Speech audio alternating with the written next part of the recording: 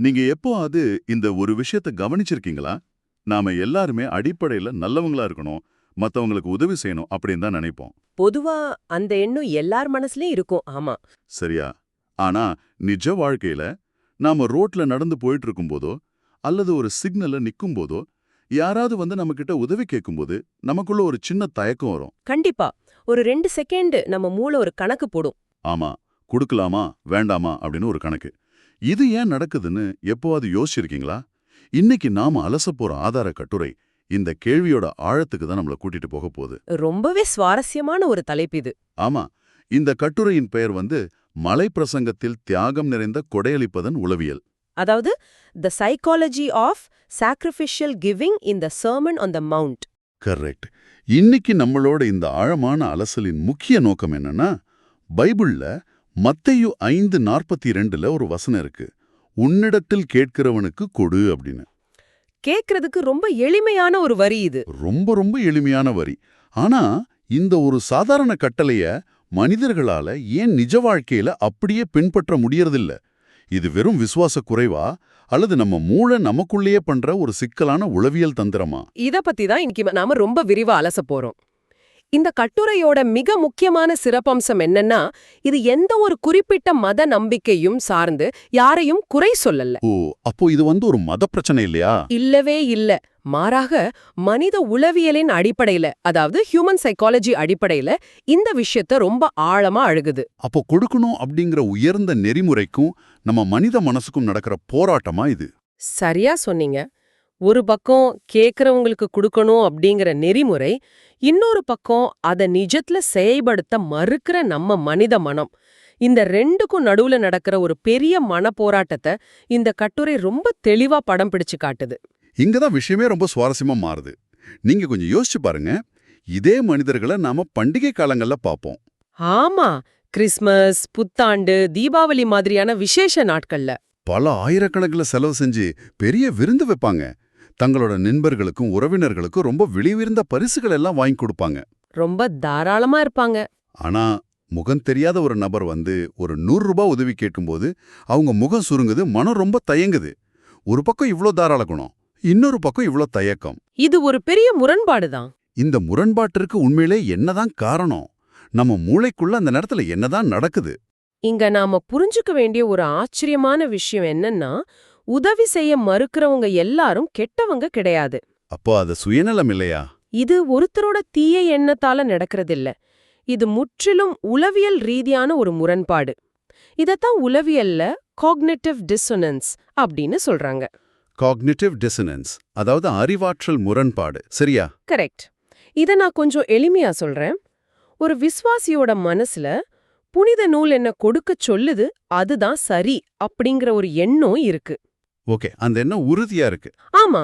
ஆனா அதே நேரத்துல நான் என் பணத்தையோ பொருளையோ இன்னொருத்தருக்கு சும்மா கொடுத்தா எனக்கு நஷ்டம் ஏற்படுமே, நாளைக்கு எனக்கு ஒரு கஷ்டம் வந்தா என் பாதுகாப்பு குறைஞ்சிடுமே அப்படிங்கிற பயமும் உள்ளுக்குள்ளே எழுகிறது. ஓ, 2 எதிரெதிர் எண்ணங்கள். சரியா புடிச்சிட்டீங்க. இந்த மாதிரி 2 வெவ்வேறான ஒன்றுக்கொன்று எதிரான எண்ணங்கள் ஒரே நேரத்துல மூளைக்குள்ள மோதிக்கும்போது மனசுக்குள்ள ஒரு பெரிய அழுத்தம் உருவாகும். ஒரு மென்டல் டென்ஷன் மாதிரி. ஆமா, ஒரு பெரிய டென்ஷன்.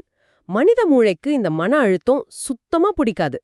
எப்படியாவது இந்த அழுத்தத்தை குறைச்சு மனசை சமாதானப்படுத்தணும் அப்படின்னு மூளை துடிக்கும். ஒரு நிமிஷம் இருங்க, இதை நான் சரியா புரிஞ்சுக்கிறேன் நான் பார்க்கறேன். எனக்கு வந்து ஜிம்முக்கு போகணும், உடம்ப குறைக்கணும்னு ஆசை. ஆனா அதே சமயம் என் முன்னாடி இருக்கிற சாக்லேட் கேக்கையும் சாப்பிடணும்னு தோணுது. உடனே என் மூளை, சரி இன்னைக்கு இந்த கேக்கை சாப்பிட்டுட்டு நாளைக்கு எக்ஸ்ட்ராவா 10 நிமிஷம் ட்ரெட்மில்ல ஓடிடலாம் அப்படின்னு ஒரு சமாதானம் சொல்லுமே. ஆமா, சொல்லும். அது மாதிரி ஒரு தந்திரமா இது. இந்த மன அழுத்தத்தை குறைக்க மனித மூளை வேற என்னென்ன தந்திரங்கள் எல்லாம் செய்யுது? மிகச் சரியான உதாரணம். நீங்க சொன்ன அதே தந்திரத்தை தான் இங்கேயும் மூளை பயன்படுத்துது. இந்த கட்டுரைப்படி இந்த மன அழுத்தத்தை குறைக்க மூளை முக்கியமா 3 தந்திரங்களை கையாளுது. 3 தந்திரங்களா? அதுல முதல் தந்திரம் என்ன? முதல் தந்திரம் அந்த வசனத்தோட தீவிரத்தை மென்மையாக்குறது. அதாவது சாஃப்டனிங் த கமாண்ட். அதாவது அந்த கட்டளையோட வீரியத்தை குறைக்கிறது. ஆமா. கேட்பவருக்கு கொடு என்றால் அவங்க கேட்கறதெல்லாம் அப்படியே கொடுக்கணும்னு அர்த்தம் கிடையாது. என்னால முடிஞ்சத என் வசதிக்கு போக மீதி இருக்கிறத கொடுத்தா போதும் அப்படின்னு தனக்குத்தானே ஒரு புது அர்த்தத்தை உருவாக்கிக்கிறது. ஓஹோ, தனக்கு வசதியா ரூல்ஸ மாத்திக்கிறது. ரெண்டாவது தந்திரம் என்ன? ரெண்டாவது தந்திரம், இது எல்லா சூழ்நிலைக்கும் பொருந்தாது அப்படின்னு முடிவு செய்யறது. அதாவது அந்த காலத்துல மக்கள் வேற மாதிரி வாழ்ந்தாங்க, அதனால அப்படி சொன்னாங்க. அதேதான். ஆனா இன்னைக்கு இருக்கிற பொருளாதார சூழ்நிலையில விலைவாசி விக்கிற விப்பல இதெல்லாம் சாத்தியமா அப்படின்னு தனக்குத்தானே தர்க்கம் பேசுறது. மூளை ரொம்ப புத்திசாலித்தனமா வேலை செய்யுது. மூன்றாவது தந்திரம். மூன்றாவது தந்திரம் இன்னும் புத்திசாலித்தனமானது. நடைமுறைய மாத்தாம அந்த வசனத்துக்கான விளக்கத்தையே முற்றிலுமாக மாத்திடுறது. விளக்கத்தையே மாத்துறதா? புரியலையே. அதாவது இங்க பணம் கொடுப்பத பத்தி சொல்லவே இல்ல, ஆன்மீக அறிவை கொடுப்பத பத்தி தான் சொல்றாங்க, அன்பை கொடுப்பத பத்தி சொல்றாங்க அப்படின்னு தத்துவார்த்தமா மாத்திடுறது. அட பாவமே, நம்ம மூளை நமக்கே தெரியாம நம்மள எவ்வளவு அழகா ஏமாத்துது பாருங்க. இதனால என்ன ஆகுதுன்னா மூளைக்கு மன அமைதி கிடைச்சிடுது. ஆனா அந்த எளிமையான போதனை மட்டும் நிஜத்துல நடைமுறைக்கே வராது. சரி, மூளை ஏன் இப்படி நஷ்டத்தை பார்த்து இவ்வளவு தூரம் பயப்படணும்? கொடுத்தா நமக்கு நஷ்டம் அப்படிங்கிற இந்த எண்ணத்துக்கு பின்னாடி ஏதாவது ஆழமான அறிவியல் காரணம் இருக்கா? நிச்சயமா இருக்கு. இத நடத்தை உளவியல்ல லாஸ் அவர்ஷன் அப்படின்னு சொல்றாங்க. லாஸ் அவர்ஷன், அதாவது இழப்பின் மீதான பயம். ஆமா, மனித மூளை எப்போதுமே ஒரு புதிய லாபத்தை பெறுவதுல காட்டுற ஆர்வத்தை விட தன்னிடத்தில் ஏற்கனவே இருக்கிற ஒரு விஷயத்தை இழந்துடக்கூடாது அப்படிங்கறதுல பல மடங்கு அதிக கவனம் செலுத்தும். இது ஏன் அப்படி உருவாச்சு? இத நாம பரிணாம வளர்ச்சியின் அடிப்படையில, அதாவது எவல்யூஷன் அடிப்படையில பார்க்கணும்.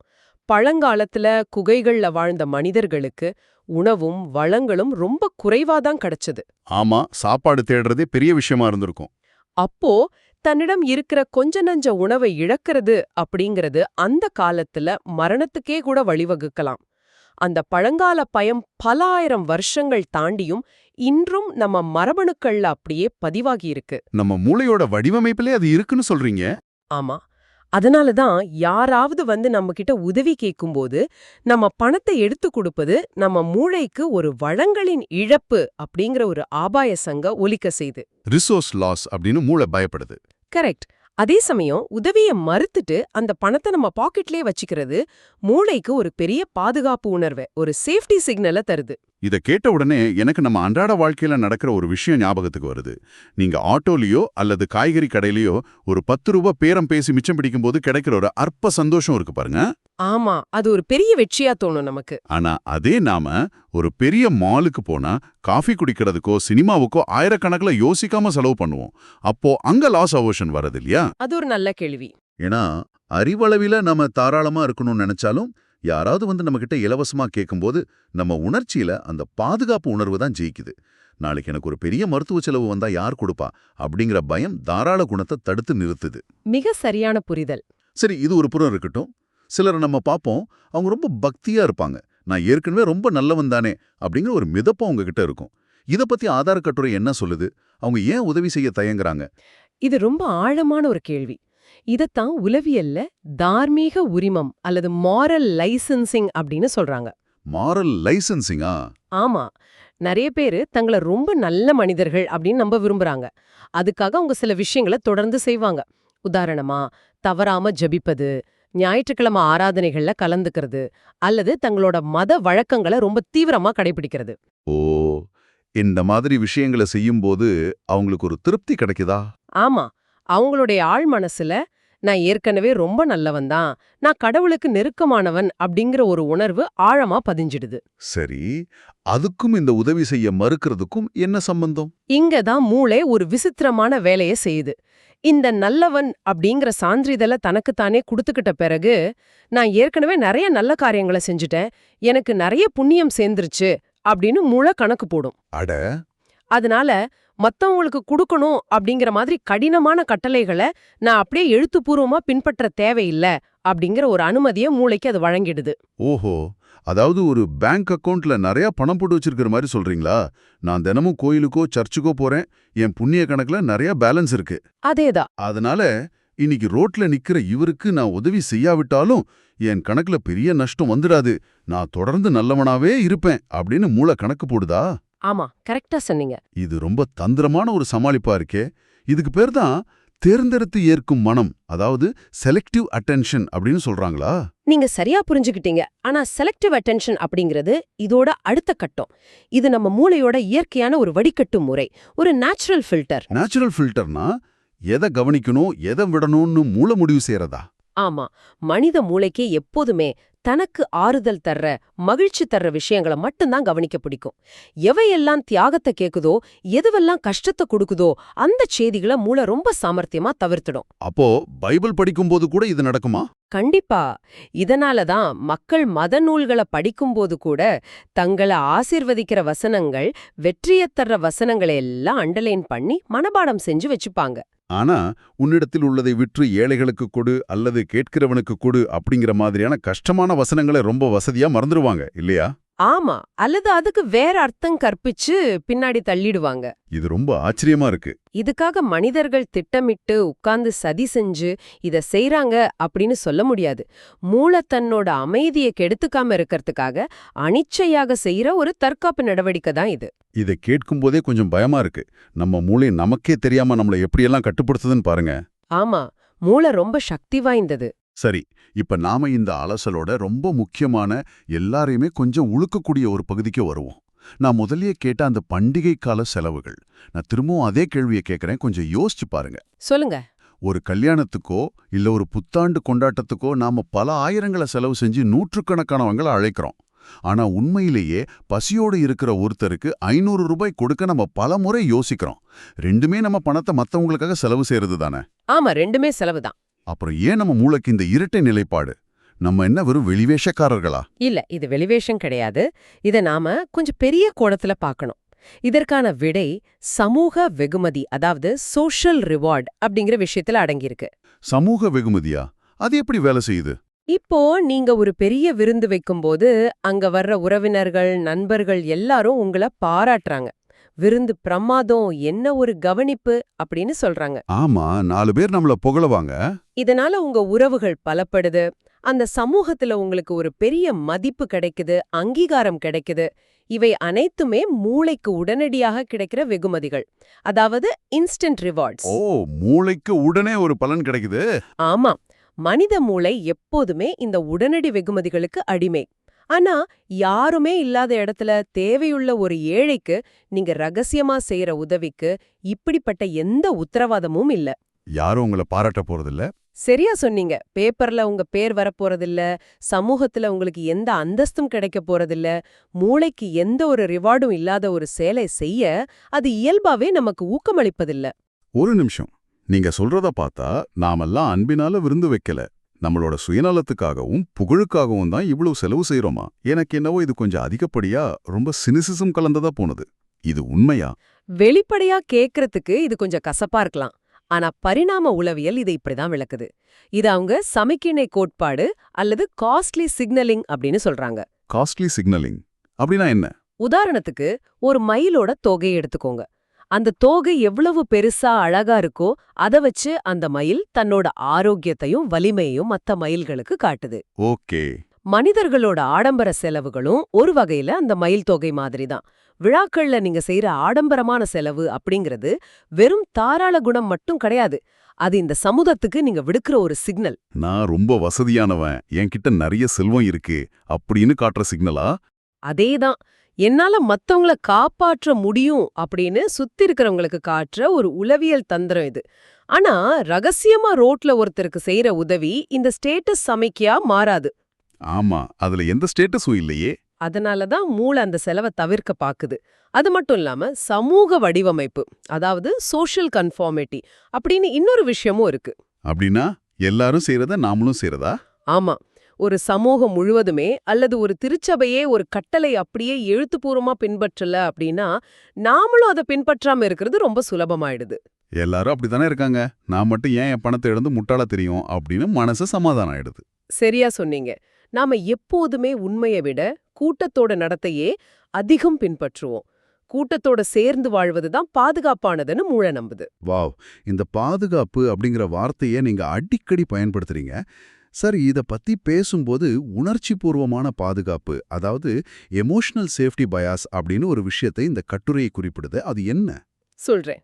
நாம முகம் தெரியாதவங்களுக்கு உதவுறதை விட தெரிஞ்சவங்களுக்கு உதவுறது நமக்கு பாதுகாப்பா தோணுதான், அப்படியா?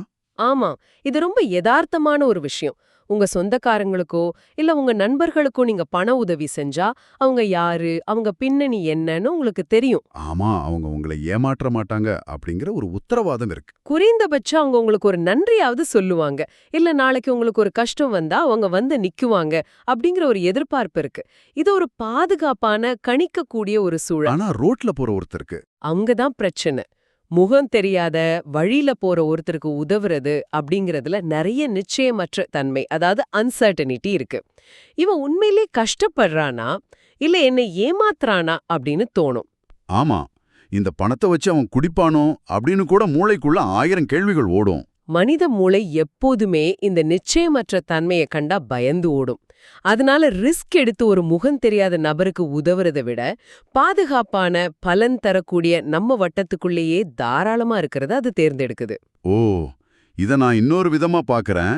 இத தார்மீக மாற்று, அதாவது மாரல் சப்ஸ்டிடியூஷன் அப்படின்னு சொல்றாங்களா? மாரல் சப்ஸ்டிடியூஷனா எப்படி சொல்றீங்க? நான் ஒரு உதாரணம் சொல்றேன். நான் ஒரு பொம்மை கடைக்குள்ள போறேன். என் அக்கா பையனுக்காக 2000 ரூபாய் கொடுத்து ஒரு விலை உயர்ந்த பொம்மைய வாங்குறேன். சரி. அப்போ என் மனசு, நான் என் குடும்பத்து மேல எவ்வளோ பாசமா இருக்கேன், நான் ஒரு சிறந்த மாமா அப்படின்னு எனக்கு நானே ஒரு சர்டிஃபிகேட் கொடுத்துக்குது. கடையை விட்டு வெளியே வரும்போது ஒருத்தர் பசியோட சாப்பாட்டுக்கு காசு கேட்குறாரு. உடனே நான் ஏற்கனவே என் குடும்பத்துக்காக நிறைய செலவு செஞ்சுட்டேன், என் நல்ல காரைய கோட்டை இன்னைக்கு முடிஞ்சிருச்சு அப்படின்னு சொல்லிட்டு அவரை தாண்டி நடந்து போயிடுறேன். இது அப்படித்தானே வேலை செய்யுது? சரியா சொன்னீங்க. இதுதான் மனித மனத்தோட மிக நுட்பமான ஒரு ஏமாற்று வேலை. உன்னிடத்தில் கேட்கிறவனுக்கு கொடு அப்படிங்கிற அந்த கடினமான, தியாகம் நிறைந்த செயலை செய்வதற்கு பதிலா ரொம்ப சுலபமான ஒரு செயலை செய்யறது. அதாவது அக்கா பையனுக்கு பொம்மை வாங்குறது மாதிரி. ஆமா, அப்படி சுலபமான ஒரு நல்ல செயலை செஞ்சுட்டு மூளை தன்னை தானே ஏமாத்திக்கிற தந்திரம் தான் இந்த தார்மீக மாற்று. உண்மையிலே தனக்கு பிரியமானவர்களுக்கு சேர்றது எந்த மனிதனுக்கும் சுலபமான விஷயம்தான். ஆனா பைபிள் சொல்றது அது இல்ல. கரெக்ட். இயேசுவோட இந்த போதனை அதை தாண்டி ஒரு தியாகத்தை கேக்குது. நம்ம மூளை அந்த தியாகத்திலிருந்து தப்பிக்கிறதுக்காக இந்த மாதிரி சுலபமான நல்ல செயல்களை ஒரு கேடயமா பயன்படுத்திக்குது. அப்படியென்றால் இந்த முழு அலசலோட சுருக்கம் என்ன? நாம இதுவரை பார்த்ததெல்லாம் ஒட்டுமொத்தமா வச்சு பார்த்தா மக்கள் பைபிள் வசனங்களை மதிக்கல அல்லது அவங்க எல்லாரும் சுயநலவாதிகள், கெட்டவங்க அப்படின்னு அர்த்தம் கிடையாது. நிச்சயமா கிடையாது. மாறாக பல 1000 வருஷங்களா நம்ம மூளைக்குள்ள பதிவாகி இருக்கிற இழப்பு பயம், சமூகத்துல அந்தஸ்து தேடுற குணம் மற்றும் நிச்சயமற்ற தன்மையை கண்டு பயப்படுற உணர்வு, இது எல்லாம் தான் உன்னிடத்தில் கேட்கிறவனுக்கு கொடு அப்படிங்கிற அந்த எளிமையான கட்டளைய நம்மளால நிஜத்துல செயல்படுத்த முடியாம ஒரு பெரிய செவுரு மாதிரி தடுத்து நிறுத்துது, அப்படிதானே? இதை தாண்டி வர்றதுதான் நமக்கான உண்மையான சவாலா? முற்றிலுமா உண்மை. இத நாம இன்னும் கொஞ்சம் ஆழமா ஒரு பெரிய படத்தோட இணைத்து பார்த்தா ஒரு மிக முக்கியமான உண்மை நமக்கு புரியும். அது என்ன உண்மை? இயேசுவோட இந்த போதனை மனித இயல்பை மறுக்கல. மனிதர்கள் எப்போதுமே தங்கள பாதுகாத்துக்கணும் அப்படின்னு தான் நினைப்பாங்கன்னு அவருக்கு தெரியும். அவர் வெறுமனே நம்மளோட வெளிப்படையான செயல்களை மட்டும் மாத்திக்க சொல்லல. அப்போ எதை மாத்த சொல்றாரு? மனிதனுக்குள்ள ஆழமா வேரூன்றி இருக்கிற அந்த பாதுகாப்பு மனப்பான்மையே, அதாவது டிஃபென்சிவ் மைண்ட் செட்டையே மாற்றுவதற்கான ஒரு அழைப்பு விடுக்கிறார். இந்த குறிப்பிட்ட வசனம் மனித உளவியலை வெளிச்சத்திற்கு கொண்டு வர்ற ஒரு கண்ணாடி. நம்மள நாமே பாத்துக்கிற கண்ணாடி. ஆமா, இது நம்ம யாரு, நம்ம மூளை எப்படி தந்திரமா செயல்படுது அப்படிங்கறத நமக்கு அப்பட்டமா உணர்த்துது. அதனால தான் இத வெறும் ஒரு சட்டம் அப்படின்னு பார்க்காம, மனித மனம் தன்னோட வழக்கமான கணக்கீடுகளை தாண்டி உண்மையான அன்புல செயல்படுவதற்கான ஒரு மாற்றத்தின் அழைப்பாக நாம பார்க்கணும் அப்படின்னு இந்த கட்டுரை ரொம்ப ஆழமா பதிவு செய்யுது. ரொம்ப அற்புதமான, தெளிவான ஒரு விளக்கம். இது ஏதோ வெறும் மதத்தை பத்தின விஷயம் மட்டும் கிடையாது, மனித மனதின் இருண்ட மூளைகளை புரிஞ்சிக்கிற ஒரு அருமையான உளவியல் பயணம் அப்படிங்கறத நாம இன்னைக்கு பார்த்தோம். கண்டிப்பா. இந்த ஆழமான அலசலை நிறைவு செய்வதற்கு முன்னாடி உங்களுக்காக ஒரு புது சிந்தனையை நான் முன்வைக்க விரும்புறேன். நாம இவ்வளவு நேரமும் பணம் அல்லது பொருளை எப்படி மத்தவங்களுக்கு கொடுக்க தயங்குறோம் அப்படின்னு பேசணும். ஆமா, பொருட்செலவு பத்தி தான் அதிகமா பேசணும். ஆனா பணத்தை விட ரொம்ப மதிப்புமிக்க ஒண்ணு இருக்கு, அதுதான் நம்மளுடைய நேரம். யாராவது நம்ம கிட்ட பணத்துக்கு பதிலா எனக்கு ஒரு 5 நிமிஷம் நேரம் ஒதுக்குவீங்களா அல்லது என் கஷ்டத்தை கொஞ்சம் காது கொடுத்து கேட்பீங்களா அப்படின்னு கேட்கும்போது நம்ம மூளை இதே தற்காப்பு தந்திரங்களை தான் பயன்படுத்துதா? இது ரொம்ப முக்கியமான கேள்வி. என்கிட்ட நேரம் இல்ல, நான் ரொம்ப பிஸி அப்படின்னு நாம சொல்றதுக்கு பின்னாடி இருக்கிறது நிஜமான காரணமா, அல்லது அதுவும் நம்ம மூளை செய்யற இன்னொரு ஏமாற்று வேலையா? யோசிச்சு பாருங்க. அடுத்த முறை யாராவது உங்ககிட்ட உதவியோ அல்லது நேரமோ கேட்கும்போது நீங்க என்ன முடிவு எடுக்க போறீங்க அப்படிங்கிறது உங்க கையில தான், உங்க மூளையில தான் இருக்கு. சிந்தித்து பாருங்கள். மீண்டும் ஒரு சுவாரஸ்யமான அலசல் சந்திக்கலாம்.